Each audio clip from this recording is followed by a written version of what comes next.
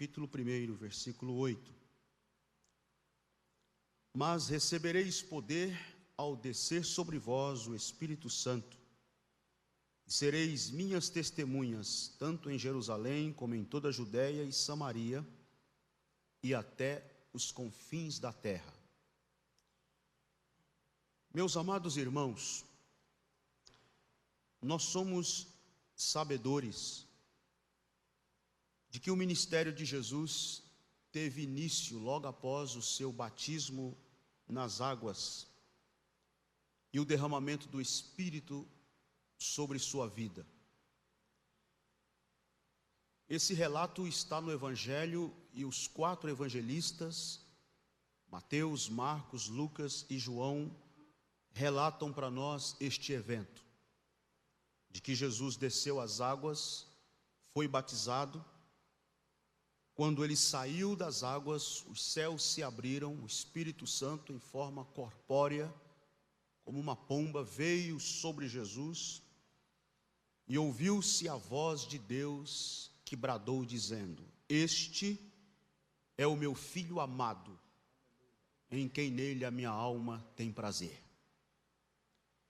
Nós cristãos não temos a menor dúvida de que Jesus foi cheio do Espírito Santo.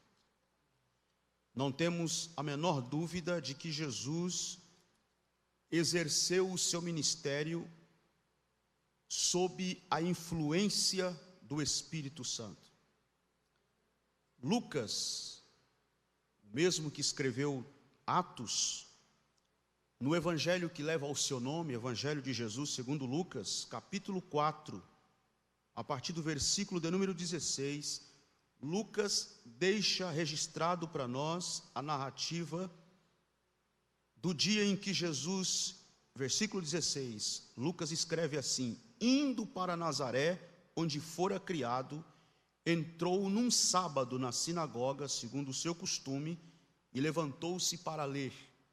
Então lhe deram o livro do profeta Isaías, e abrindo o livro, achou o lugar onde estava escrito.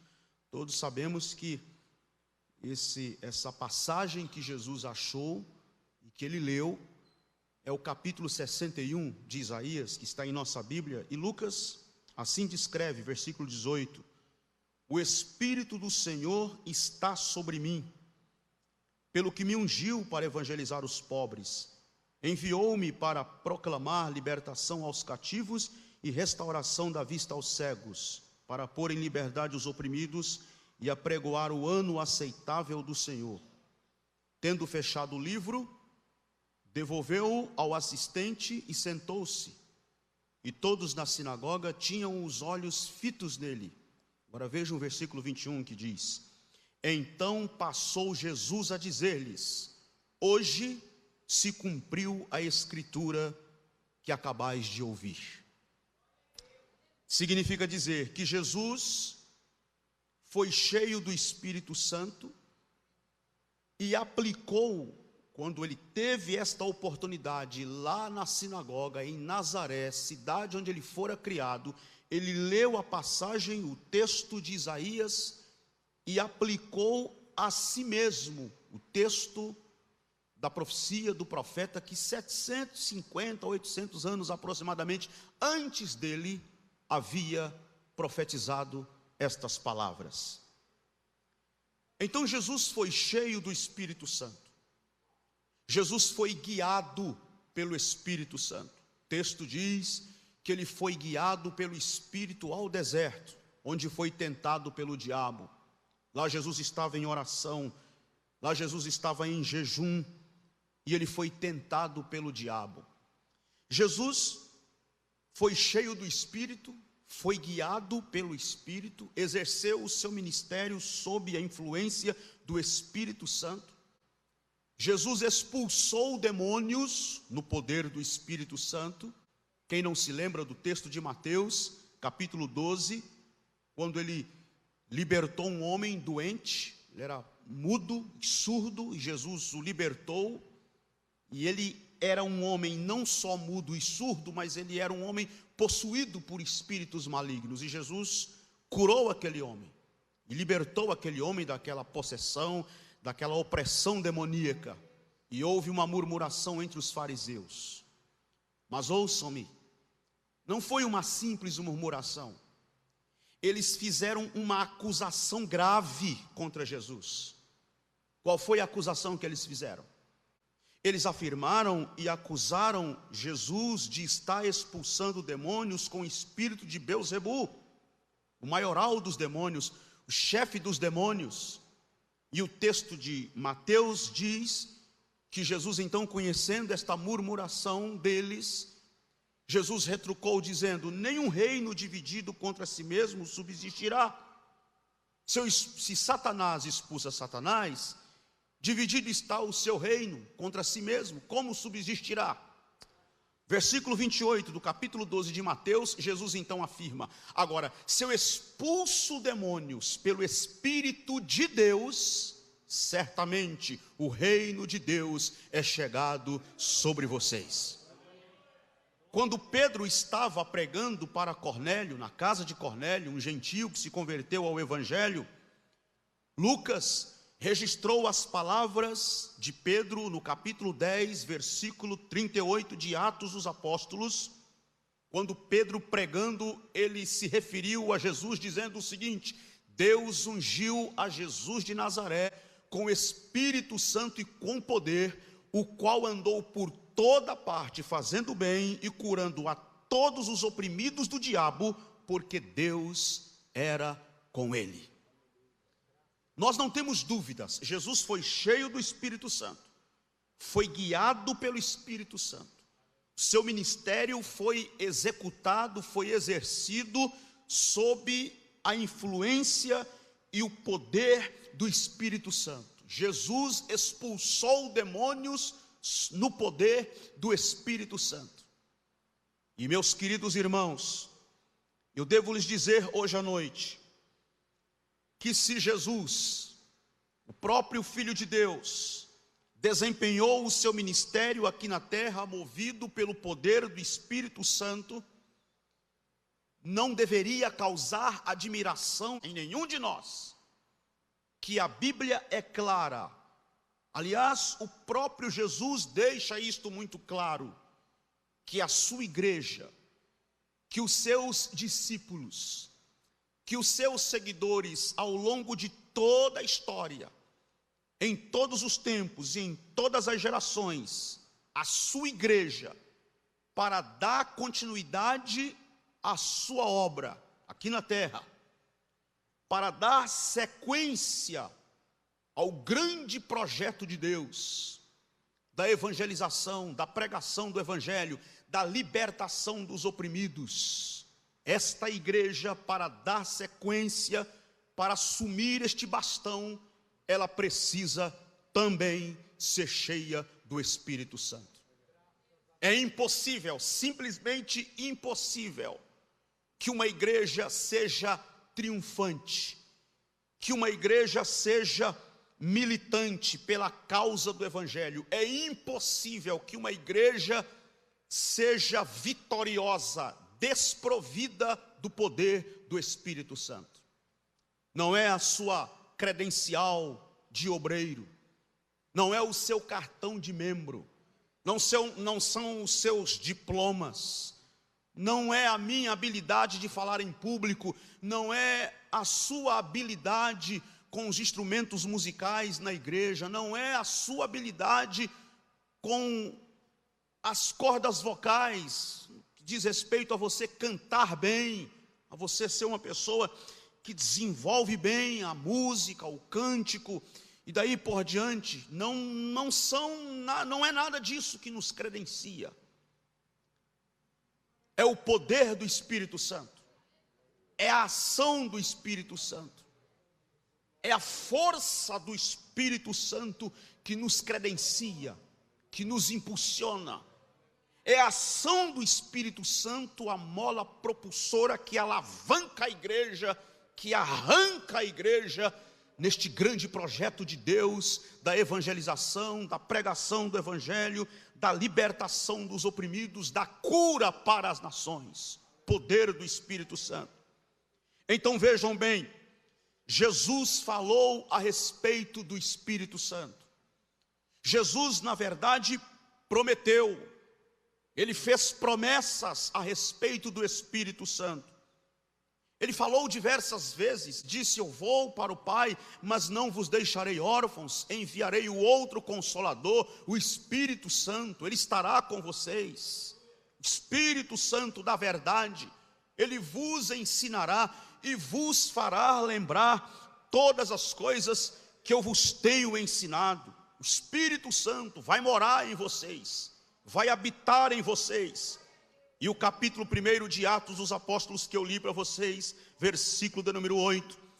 Jesus já tinha ido à cruz, Jesus já tinha descido à sepultura, Jesus já havia ressuscitado dentre os mortos, Jesus já havia aparecido para os seus discípulos, já havia aparecido para os 2 discípulos no caminho de Emaús, já havia aparecido a Maria Madalena, a Salomé, a Maria mãe de Tiago, ele já havia se manifestado. E o texto de Atos capítulo 1 versículo 8 é o texto que nos leva para aquele dia, para aquele momento em que Jesus estava já às vésperas, momentos antes, que nós não sabemos dizer com precisão quanto tempo antes, mas foram momentos antes, não sei se minutos, não sei se segundos antes dele ascender aos céus, as suas últimas palavras.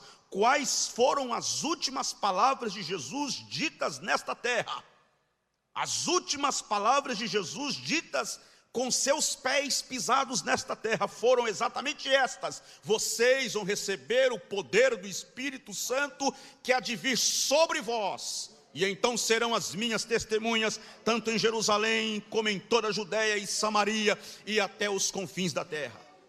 Quais foram as últimas palavras de Jesus? Ele não prometeu assim: olha, eu tô às vésperas de ascender aos céus, estou já nos meus minutos finais aqui com vocês, e você, Pedro, se prepara, porque você vai ter o ministério mais poderoso. João, fica preparado aí, porque você vai ter um ministério muito, muito forte, muito poderoso.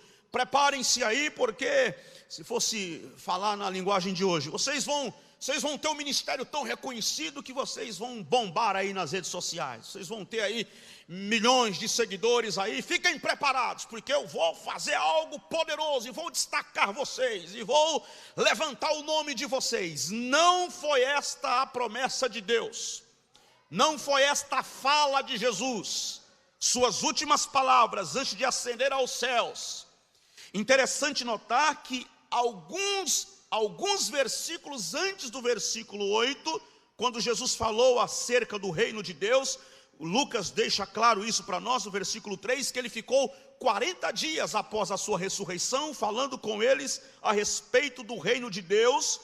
E no versículo de número 6, os discípulos e todos os que estavam reunidos perguntaram a ele o seguinte: Senhor, será este o tempo em que restaures o reino a Israel? Olha a cabeça deles. Jesus havia cumprido o seu ministério, um período aproximado de 3 anos com eles, falando sobre o reino de Deus. Essa é a mensagem de Jesus: o reino chegou, o reino está entre vós, é chegado o reino de Deus. A mensagem de Jesus foi o reino de Deus o tempo todo. Jesus foi o pregador de um só tema, e o tema de Jesus foi reino de Deus. Tempo todo, o reino de Deus, o reino de Deus, o reino. 3 anos pregando, ensinando, falando sobre o reino de Deus. Ressuscitou, ficou mais 40 dias falando sobre o reino de Deus. E os discípulos ainda não compreenderam. A cabeça deles pensava em reino numa categoria político-estatal. E aí eles, vai ser então nesse tempo que o Senhor vai restaurar o reino a Israel. Olha a cabeça deles, pensando numa categoria político-estatal. Aí Jesus diz: não, vocês não entenderam nada. Não vos compete conhecer os tempos ou épocas que o Pai reservou pela sua própria autoridade. Em outras palavras, isso não tem nada a ver comigo. O que vocês estão pensando? Em Roma, em império, em espada, fixada em imperador, em César. Olha a cabeça de vocês. Não, isso não tem nada a ver comigo. O Império Romano não tem nada a ver comigo. Ou eu não tenho nada a ver com o Império Romano. Eu não tenho nada a ver com espada. Eu não tenho nada a ver com César. Eu não tenho nada a ver com esse sistema político estatal. Não, o que eu tenho a ver e o que tem a ver comigo e o que eu prometi a vocês e reforço agora mais uma vez é que o Espírito Santo, o poder do Espírito virá sobre vocês. Vocês receberão este poder do Espírito que há de vir sobre vocês para serem as minhas testemunhas, tanto em Jerusalém como em Samaria, em toda a Judéia e até os confins da terra. Meus queridos irmãos e irmãs que me ouvem hoje à noite, a igreja de Jesus Cristo é carente. A igreja de Jesus Cristo precisa urgentemente entender que ela necessita mesmo do poder do Espírito Santo, da ação do Espírito Santo. Uma igreja sem o Espírito é como um dia sem sol. Uma igreja sem o Espírito é como uma noite sem lua. Uma igreja sem o Espírito é como um carro sem motor. Uma igreja sem o Espírito é como um leão sem as suas presas. Uma igreja sem o Espírito está morta. Uma igreja sem o Espírito está falida. Uma igreja sem o Espírito está acabada. Uma igreja sem o Espírito está derrotada. Mas uma igreja cheia do Espírito Santo de Deus, ela coloca o inferno para correr, ela coloca demônios para bater em retirada. Uma igreja cheia do Espírito Santo, ela levanta a bandeira ensanguentada do Calvário, ela coloca homens e mulheres de joelhos aos pés da cruz. A igreja cheia do Espírito Santo está habilitada para devastar o império das trevas e para edificar o reino de Deus entre os homens nesta terra. E eu quero dizer a vocês rapidamente que ser cheio do Espírito Santo em todo o livro de Atos dos Apóstolos, ser cheio do Espírito Santo em todo o livro de Atos dos Apóstolos, em primeiro lugar, o primeiro fato importante em Pentecostes é que ser cheio do Espírito Santo em todo o livro de Atos está intimamente ligado à fala. Você não tem nenhuma referência, não há nenhuma referência no livro de Atos dos Apóstolos relacionado ao enchimento do Espírito. Não há nenhuma referência no livro de Atos dos Apóstolos referente ao enchimento do Espírito que logo após não venha uma declaração de que as pessoas pregaram, falaram, anunciaram, verbalizaram com poder o Evangelho de Jesus Cristo. Eles são cheios do Espírito. Qual é a primeira ação que vem após ser cheio? São cheios do Espírito. Qual é a primeira ação após ser cheio? Eles falam. Veja Atos 2, versículo 4. Todos ficaram cheios do Espírito Santo. E o que acontece? Começaram a falar. É cheio do Espírito, imediatamente falam. Veja Atos capítulo 4, versículo 31. Tendo eles orado, tremeu o lugar onde estavam reunidos. Todos ficaram cheios do Espírito Santo. E o que aconteceu em seguida? Anunciaram com ousadia, ou com intrepidez, ou com coragem, a palavra de Deus. E assim por diante. Eu não tenho tempo para citar todas as referências até o final de Atos, em todo o livro de Atos. Se você nunca leu Atos, leia, estude o livro de Atos. E você pega uma caneta e vá anotando todas essas referências.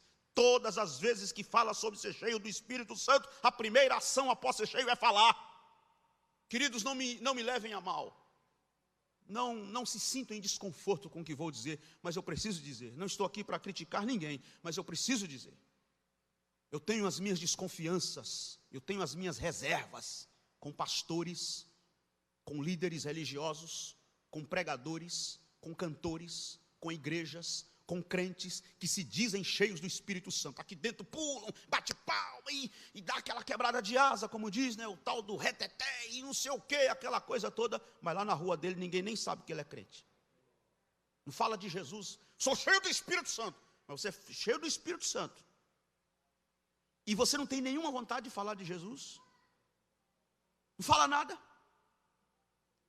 Porque o objetivo principal, o número 1, qual é o grande objetivo do enchimento do Espírito Santo é para mobilizar a igreja a falar de Jesus. Aí nós recebemos poder, e assim, me entenda, eu sou muito, às vezes, mal interpretado. Já me chamaram de cessacionista, pastor.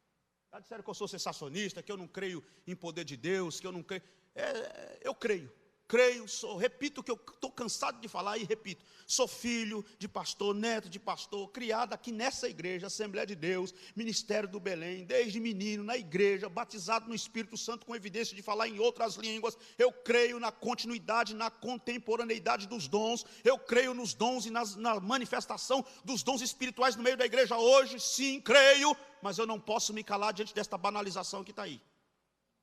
Eu não posso me calar diante desta vulgarização. Estão brincando com o poder de Deus. Aí, estou vendo uma bola aqui, estou vendo anjo, estou vendo aquela coisa, fogo de Deus, e estou cheio do Espírito Santo. E você está cheio? Estou cheio. Eu não vou duvidar que está cheio.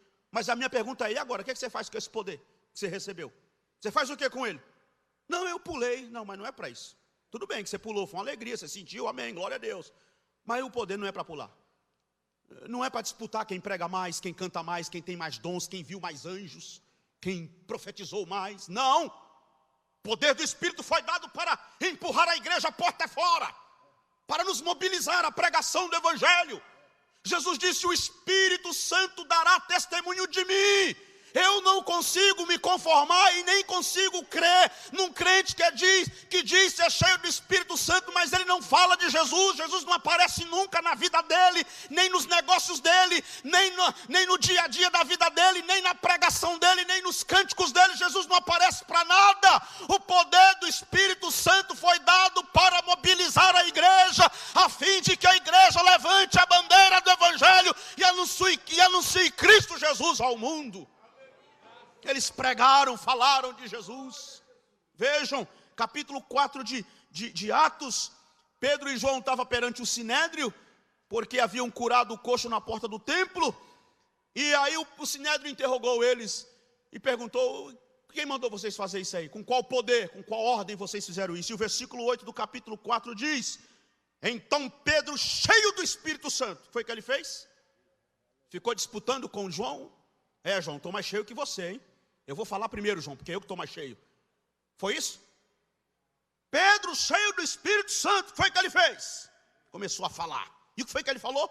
Autoridades do povo e anciãos, visto que hoje somos interrogados a propósito do benefício feito a um homem enfermo e do modo por que foi curado, tomai conhecimento vós todos e todo o povo de Israel, de que em nome de Jesus Cristo Nazareno, a quem vós crucificastes e a quem Deus ressuscitou dentre os mortos, sim, é em seu nome que este está curado perante vós. Este Jesus é pedra rejeitada por vós os construtores, a qual se tornou a pedra angular. E não há salvação em nenhum outro, porque abaixo do céu não existe nenhum outro nome dado entre os homens, pelo qual importa que sejamos salvos. Eu fico maravilhado com isso aqui, sabe por quê? Porque Pedro, em 3 versículos, e eu ainda não tive a curiosidade de marcar, cronometrar no relógio, para ler os 3 versículos, para ver quantos segundos dá de leitura. Eu acho que não dá 1 minuto, não dá nada. Versículos 10, 11 e 12. Em 3 versículos, Pedro pregou o evangelho inteiro, de ponta a ponta. Você sabe o que é pregar o evangelho inteiro, de ponta a ponta? Pedro pregou em 3 versículos. Como? Veja o versículo 10. Falou de Jesus, falou da crucificação, falou da ressurreição. Versículo 11, falou da pedra rejeitada, que Jesus é a pedra que os construtores rejeitaram, mas que se tornou a pedra angular, a principal pedra de esquina, a pedra na qual a igreja está edificada e as portas do inferno não prevalecerão contra ela. Versículo 12, ele falou da salvação na pessoa de Jesus, porque abaixo do céu não existe nenhum outro nome dado entre os homens pelo qual importa que sejamos salvos. Em 3 versículos. Então, queridos, vocês estão brincando com a pregação do evangelho? Vocês estão no púlpito brincando, fazendo o púlpito fazendo do púlpito como se fosse um palco de show e tratando os crentes como se fosse uma plateia, fazendo brincadeiras, mentindo. Essa semana mesmo, eu não sei se foi na terça-feira que nosso pastor ensinou aqui sobre como vencer a tentação, ou se foi na reunião. Eu prestei bem atenção, o pastor pregando e Deus usou ele para falar sobre isso. Pregadores inventando, mentindo. Se tem alguém mentindo, falando bobagem, é porque É porque estão desligados do Espírito de Deus. Porque a mensagem está aqui, o Evangelho está aqui. A mensagem cristocêntrica, a mensagem de Jesus está aqui. Pedro não perdeu tempo. Pedro não brincou, Pedro não ficou com essas picuinhas. Vai lá, irmão, vamos ver agora, fazer uma roda aqui, mexe aí, pega na mão do irmão, levanta, vamos sapatear. Estou cheio, não. Pedro não fez isso, ele pregou o Evangelho. E pregou o Evangelho com tanto poder, com tanta ousadia, com tanta graça, que olha o que diz o versículo 13. Ao verem a intrepidez de Pedro e João, sabendo que eram homens iletrados e incultos, admiraram-se e reconheceram que haviam eles estado com Jesus. Esta é a minha oração. Eu peço a Deus no meu ministério. Eu não fico preocupado, porque um dia alguém me perguntou: escuta, você fala tanto, quantos milagres aconteceram no teu ministério? Aí eu devolvi a pergunta: e quantos milagres aconteceram no ministério de João Batista? Nenhum. E Jesus deu testemunho dizendo que dos nascidos de mulher, nenhum profeta foi maior que ele. Agora tem uma coisa: tudo quanto ele disse a respeito desse e apontou para Jesus, foi verdade. Essa é a minha oração. Senhor, eu quero pregar com tanta graça, eu quero falar de Ti com tanta ousadia, que se eu não passar no crivo dos teólogos, se eu for reprovado pelos exegetas, se eu for reprovado pelos biblistas, se eu não passar no teste dos hermeneutas, mas se um crente sair dizendo: eu ouvi esse pregador e tive a impressão que ele andou com Jesus, eu me darei por satisfeito. Essa é a minha oração. Que Deus nos ajude e nos dê graça. A igreja de Jesus está revestida e cheia do Espírito Santo para sair pelo mundo afora, levantando a bandeira do Evangelho, anunciando Cristo Jesus às nações. Amém.